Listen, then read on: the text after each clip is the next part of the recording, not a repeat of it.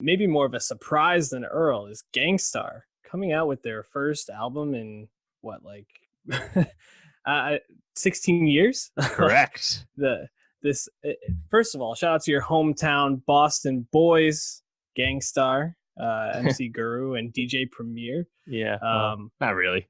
I mean, Guru was from Boston and formed the original Gangstar in Boston, but yeah, then he moved to the city, New York City, and that's where he met Premier, who's not even from the city. So they're thought of as a New York act, even though neither of them's actually from New York. I always thought that was funny.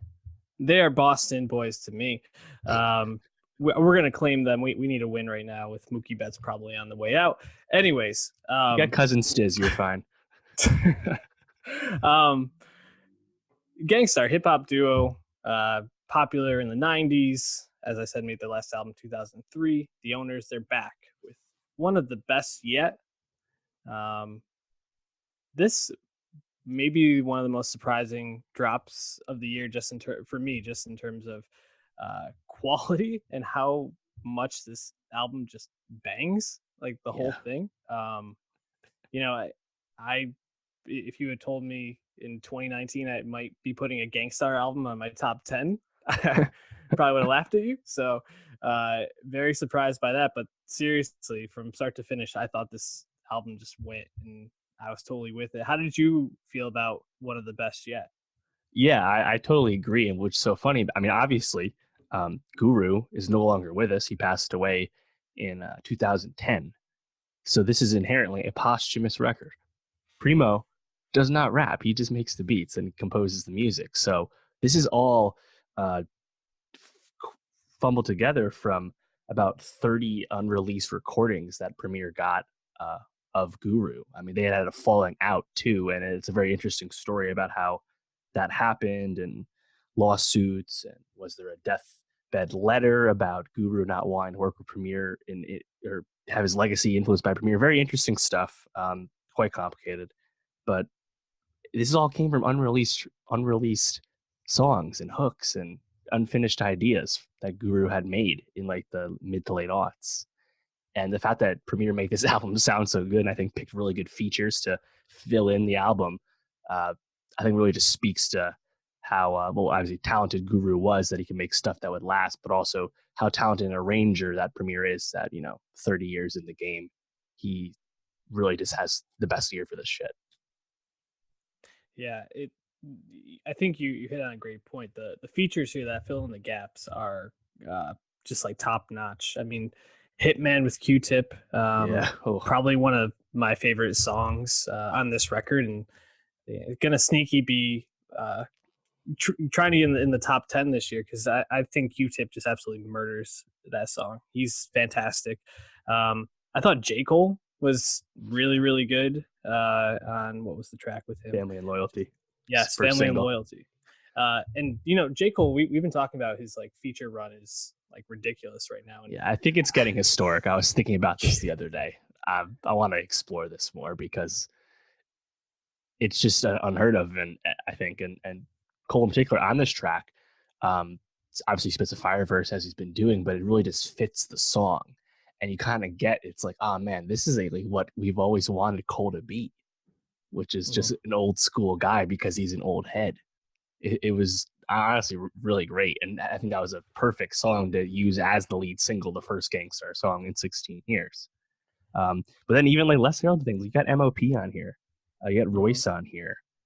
You mentioned Q-Tip, Talib Kweli, Black Star fame. I mean, really inspired all the way around. Even Neo, who I definitely raised an Yeah. eyebrow at when I saw him on here, sounded good. Oh, and of course Group Home. Speaking of the Yep. '90s, so yeah, I think it's just funny because I mean the beats are great as you expect. That's Premier. I mean, he's made some of the most iconic hip hop beats: Jay-Z, Biggie, Nas, Kanye, everybody really. And he's been active this whole time. But just to hear him really get back to like that real New York shit in 2019 is really cool because that real New York shit that everyone likes, when people make it, they usually stop making. Like Joey Badass doesn't make this shit anymore, right? And Mhm.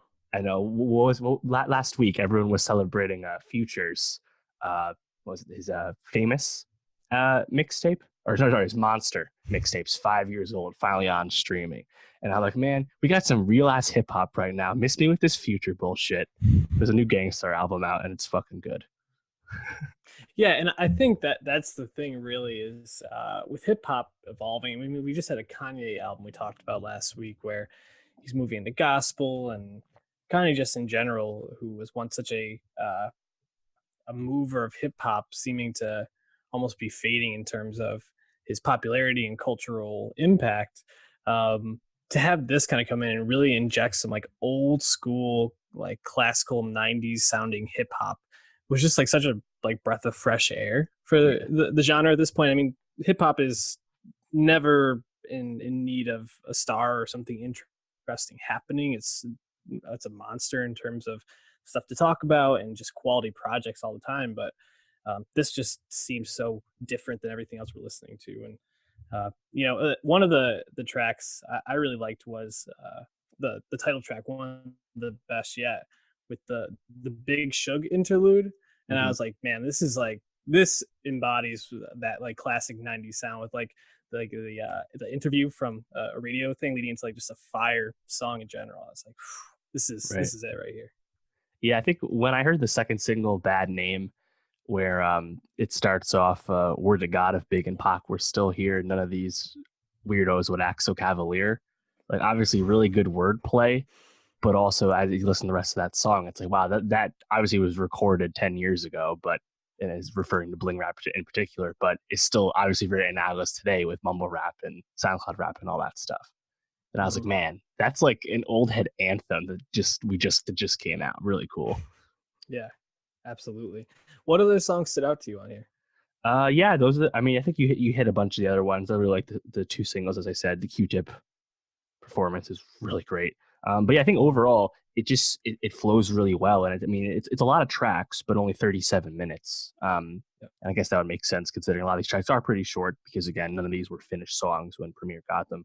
Uh, but I mean, the shorter list would be what didn't I like? I mean, I don't really know. I mean, like I probably won't listen to the interludes again, but I think everything else was I think there was something to enjoy about just about every track, which is rare in any genre.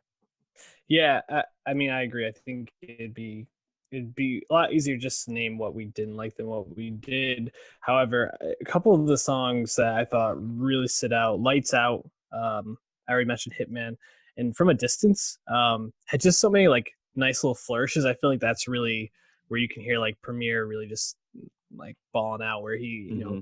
changes up from the keys to the strings, but keeping the same beat with all of it. It's so like well produced, and it sounds so like glossy and finished to go from Earl to this. It's like Sure. so contrast in terms of like the definition of the production. So definitely check out this Gangstar album. Probably one of the best of the year. We're gonna be talking about it more, I think. Yeah, one of the best yet, you could say.